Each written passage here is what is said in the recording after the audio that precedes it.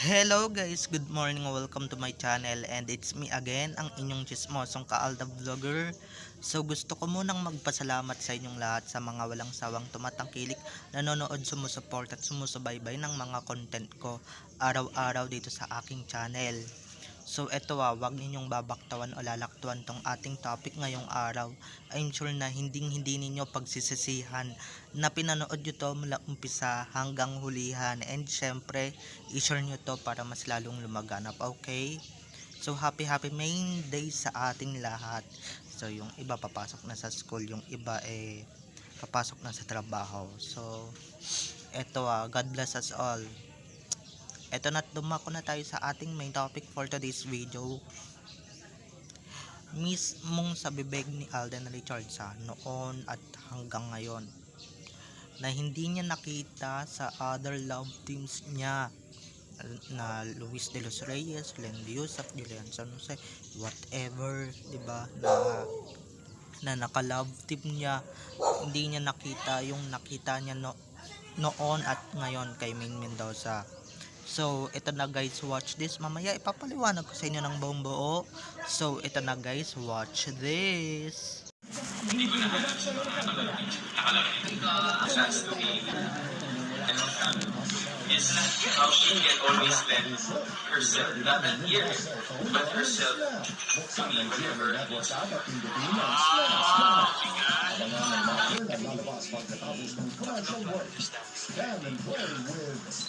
Parang we don't really need to explain anything kung ano talaga kami. Take it how you take it. Well, at saka sobrang thankful ako kay May for the walang support na pinaramdam niya sa akin all throughout this journey. Parang kami po kasi ang take po namin ito ni May.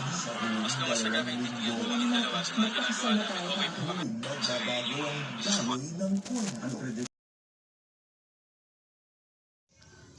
At kung nakita nyo na ngayong recap, so once again, say TTO sa mga admins. So thank you so much for the updates, and syempre binibigyan nyo ako ng updates. Maraming salamat, and sa mga nagtitiwala sa akin, and hanggang ngayon nandito pa rin sa aking tabi. So bago tayo magkadrama syempre kung hindi naman dahil sa mga ina-update ko, no, wala ako dito sa social media, and syempre kung hindi dahil sa mga admins ko na nagtitiwala sa akin, maraming salamat. So ito na, dumako na tayo sa ating main topic for today's video. Like what I said earlier, no, mismong sa bibig ni Alden Richards nang galing, or sa kanya mismo nang galing ang mga salitang hindi niya nahanap sa other love teams niya or sa other girls na nakatrabaho niya in the past years, yung nakita niya kay Maine Mendoza. Simply because 'di ba, yung si Maine ay edukada, magandang pamilya, hindi mapanlait, 'di ba? Hindi mata pobre. Yung mga other love teams niya, 'di ba? Halos pahiyain siya, 'di ba? Babagsak lang daw yung anak niya, yung anak ng nanay, 'di ba? Pagka sa kanya nag love team, 'di ba? Ganyan yung sinasabi nila. Maski at saka ito pa, maski nga yung yung pangalan nung dati niyang ka-love team, hindi niya daw mabigkas si pangalan, 'di ba? Ano kayo ngayon? 'Di ba? Nasaan kayo ngayon? Naiinggit kayo ngayon na sana swertehin din kayo na katulad niya, or biyayaan kayo ng swerte. Ngayon ang bait-bait ninyo pero nung mga nakaraang taon, nakaraang siglo, ang sasama ng ugali ninyo, 'di ba? Ang babadas ninyo, tapos ngayon puring-puri nyo na, tapos yung ibang love team niya pinupuri siya keso ganito, ganito. Ay naku, mga mambobola, gusto nyo lang naman maging ulit relevant, para pinupuri niya si Alden Richards para maging ka-love team niya ulit. No way, iisa lang ang love team niya. At saka hello, kung hindi dahil kay May, 'di ba, wala yan. Tagal-tagal yun ng nilalove team yun sa kung sino-sinong starlet ninyo dyan sa GMA, kahit na doon sa original ka love team niya. Hindi pa rin siya sumisikat, 'di ba? O kilala siya pero yung talagang sikat na talagang tinatamasan niya ngayon, hindi niya naranasan yon. Kaya maririnig nyo dyan sa video na hindi niya nakita sa other love teams niya or sa mga former love teams niya kung ano yung natamasan niya kay Main Mendoza, 'di ba? At kung ano yung kabaitang asal ang pinakita ni Main Mendoza. Di katulad ng iba dyan, plastic, di ba? Kunwari mabait, tapos yun naman pala off cam, mga mata pobre nga naman pala or mga masasama ang ugali, di ba? Kaya, kaya yung kaya talaga laking swerte ni Alden Richards na talagang kay Main siya napuntang love team kasi pagka iba yung naka-love team niya or hindi si Main naka-love team niya, nako, papunta na siya sa Bold Star, 'di ba? Papunta na siya sa kung sa kani-kanino. Malamang ngayon, starlet pa rin siya kung hindi siya naging ka-love team ni Main. At syempre, ganun din naman si Main, no? Kung hindi sila nagpansinan sa Itbulaga, walang Main Mendoza and Alden Richards, tapos ngayon binababoy nila, 'di ba? Na hindi na try ulit nila kung kani-kanino siya i-love team. Tignan ninyo nga ulit yan, di ba?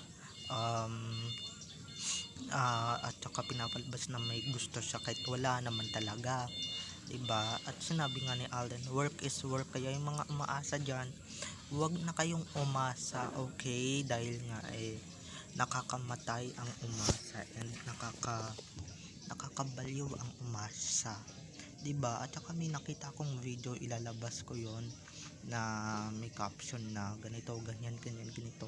Okay, ika-caption ko din yan mga ka-ide, and hintayin nyo lang talaga pag nakita ko yung video na iyon. So tara, dumako ulit tayo sa ating main topic. Oo nga, yung mga nilalove team sa kanya noon, mga kilala, mga big stars, yung puno, tignan nyo naman ngayon, 'di ba? Pero hindi siya nadadala, 'di ba? Hindi din siya nakikilala. 'Di ba? Yung buhatan, isa lang ang nakikilala, siya hindi, 'di ba? Hindi siya nagkakaroon ng awards, ng nominations, ganyan. Talagang si Main lang talaga ang swerte sa buhay ni Alden Richards or si Yaya Dab, 'di ba? Huwag tayong magpakatanga-tangahan kasi nga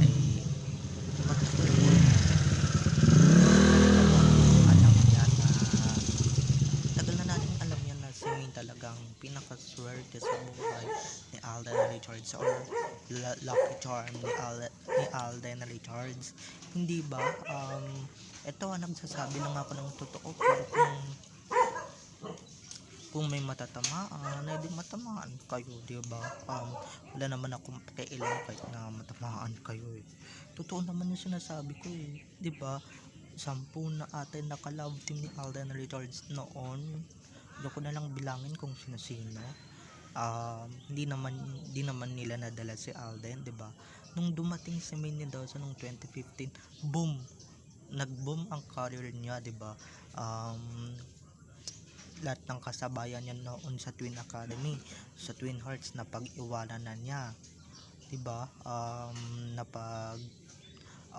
Napag-iwanan na niya yung mga dating sikat na laos na nung dumating ang Aldab, 'di ba? Tas ngayon binababoy na ng GMA para sa ganun sumikat ulit yung mga starlet nila, 'di ba?